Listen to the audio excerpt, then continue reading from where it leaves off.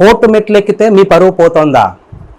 Police station దగ్గరికి వస్తుంటే మీ పరువు అంతా పోతోందని చెప్పి ఇప్పటికీ మీరు ఎవరు కాంప్రమైజ్ కావడానికి సిద్ధంగా లేరా? నాకు తెలియని ఒక విషయం మీ అందరినీ నేను అడుగుతున్నాను. అసలు కోర్టు మెట్లెక్కితే మీ పరువు ఎందుకు పోతోంది?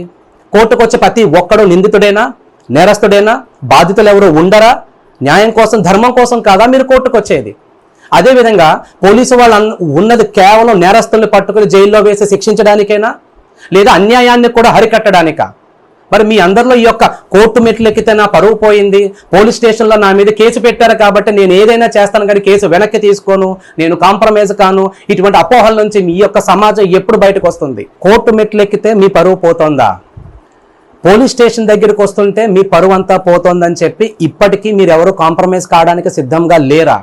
నాకు తెలియని ఒక విషయం మీ అందరినీ నేను అడుగుతున్నాను. అసలు కోర్టు మెట్లు ఎక్కితే మీ పరువు ఎందుకు పోతోంది? కోర్టుకు వచ్చే ప్రతి ఒక్కడు నిందితుడేనా, నేరస్తుడేనా, బాధితులు ఎవరు ఉండరా? న్యాయం కోసం, ధర్మం కోసం కాదా మీరు కోర్టుకు వచ్చేది?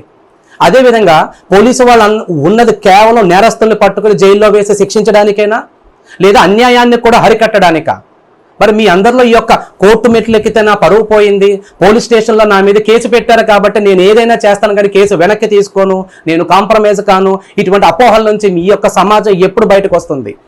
ఇటువంటి మరికొన్ని విశేషాలతో మీ ముందుకు రాబోతుంది మన జై స్వరాజ్య టీవీ.